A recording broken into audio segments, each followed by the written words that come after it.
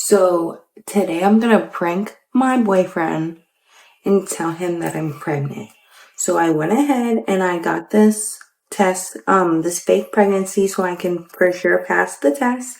I scanned the user manual right here, and it told me to get 10 milliliters of water, which is about 2 tablespoons. So I'm gonna go ahead and do that real quick.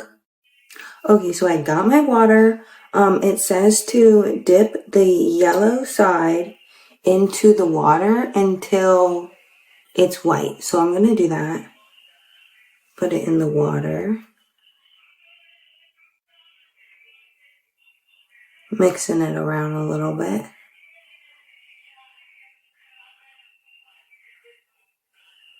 So it's almost white. Right now it's kind of orange still.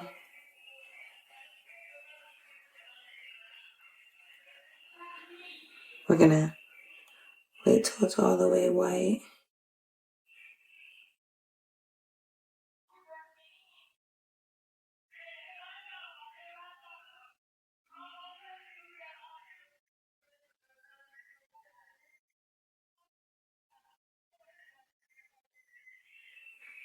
Okay, so the stick is white.